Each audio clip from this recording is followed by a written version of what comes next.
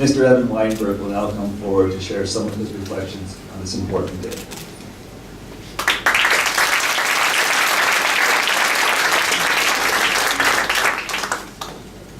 How you doing, guys?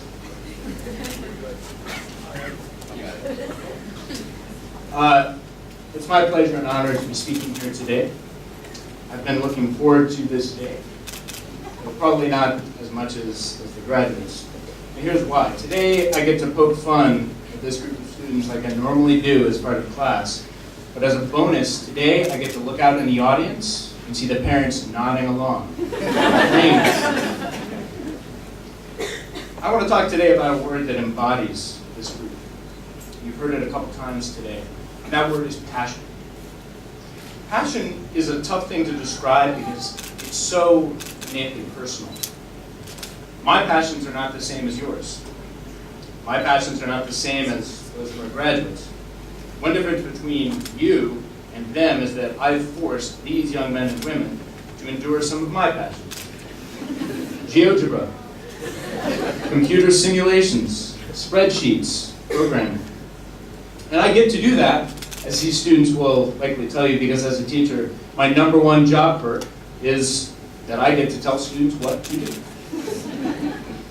Now, these activities I describe for myself do not define passion for everybody. Your passions are those topics of interest, those hobbies, books, activities, or bodies of work that consume you. They make the clock spin faster while you are doing it. What are these students passionate about? Let's use Maddie as an example. So Maddie spends her time thinking about the natural world that we live in and how to conserve and save the beautiful creatures that inhabit it. On one vacation, she planted trees in Mongolia to stop the desert from growing bigger. On another, again, vacation, she worked to save the habitats of orangutans. Vacation. This is pretty impressive stuff. And I'm sure, despite that, she spends a substantial amount of her time thinking, am I doing enough? Another example is Cherry. Cherry is in love with the aesthetics of good design. She spent some of her time over the past few weeks learning to build an online web page portfolio so that it was just so perfect. She worked to make the yearbook look as amazing as it does. And she shared very recently, actually, that one of the reasons she wanted to improve her grade was that she didn't like the way the numbers lined up in PowerSchool. And if any of you have never had the opportunity to be stared down, or rather stared through, as Sherry runs toward the soccer ball that is immediately behind you, you haven't seen passion or fear. Thomas, in his senior project presentation, somehow convinced me to drop a full $400 million on a brand new Airbus A380.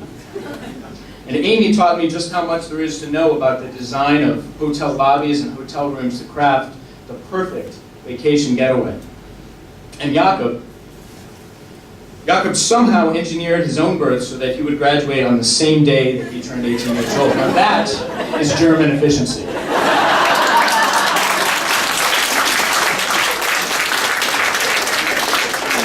We also have to acknowledge how other people's passions make us feel. Passionate people make the subject of their passions look easy. There have been so many times when Isaac has picked up an instrument without a bit of practice, pieced together a song out of nothing, and it sounds amazing. I just wish it didn't have to always happen in my class. Ian is passionate about a lot of things. One of these that I want to bring up, I learned about in China, during China trips a couple years ago. This was jumping over things that probably shouldn't be jumped over. It's a ridiculous skill that he does extremely well. And he makes it look easy. Isaac tried it too and fell flat on his face. And Celine has been chasing me all year to get me to do a second selfie with her after the one we did during China trips.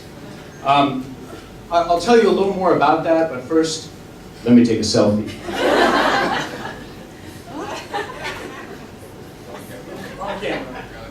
I'm not good with technology.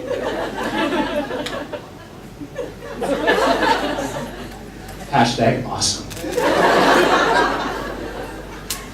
Let's not confuse passion with motivation. Very important. This group thinks passionately and acts passionately, but the past few weeks, as a group, some of us on this stage have felt, well, less like putting the same energy into things we used to. Am I right? Okay, all right. Since we're at the end of things now and I have nothing to hang over your heads, I'm going to put this out there. I hope this doesn't surprise you. Well, I don't know. I don't blame you. Some analogies that I hope will make sense as I explain this. You can't shake up a bottle of soda and then get mad when it sprays everywhere.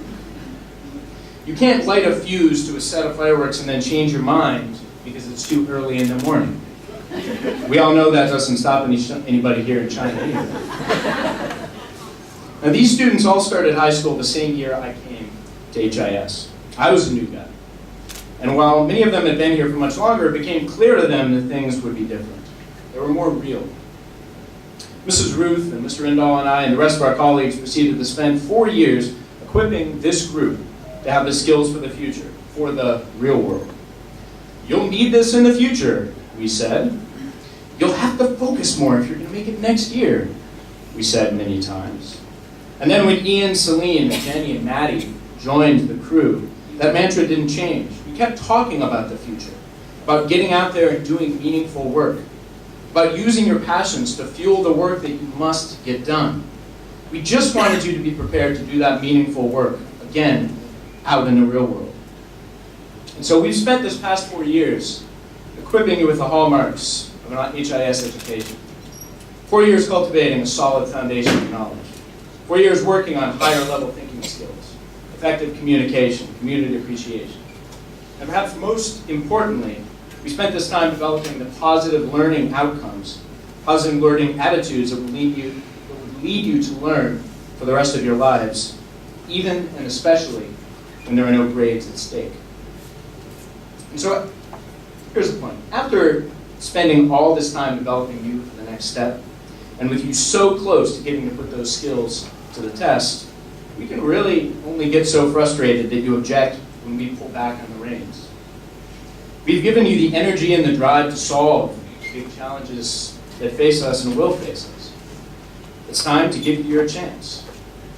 The biggest challenge as a teacher and as a parent, I imagine, is to know when to let it go. Cue the song. No, we're not doing that. I got this. It's cool. Got it. We've seen Rahul's eloquence through Model United Nations over the past years that he's been involved. But that's not the point of his journey. He needs to be speaking passionately and convincing panels of people and boardrooms how to do the right thing for the world. Jenny has a talent for playing music beautifully. She has an interest in finding the connection between her joy of music and helping people live better lives. And that's what she might spend her time wrestling with over the next few years. Christine will build a presence in film, theater, and the hospitality industry in New York City. She will be right across the island of Manhattan from Celine, who steps away from icons of the New York City art and music scene, will perfect the next big thing to rock the world of fashion. Cherry will learn to do surgery, not just to see what's in there, but to save lives. And Maddie will continue growing the number of people in this world that have had enough with dirty water and hazy skies and want to make a better life for us all. And Jakob, well, he's going to apply to university real soon. He keeps his cards close, and I suspect he has some great things planned. By the way, if your plans involve engineering the first electric guitar-powered bicycle, I know Mr. Van Der Eyck would be among the first to invest. Keep that in mind. I want you to imagine the performance space right here as a plane soaring high above the earth. I'll guesstimate around 10 kilometers above the ground. I know this is sounding a little bit like a physics problem. You all see Jenny sort of like down a little bit. You can relax, it's not that. Over the past 4 years, we've been packing your parachutes, and Mrs. Ruth has made sure that you have plenty of snacks. You all turn right, and you see a nervous but confident fellow member of the class of 2014. And to your left, you see Thomas, who up to this point you thought was flying the plane.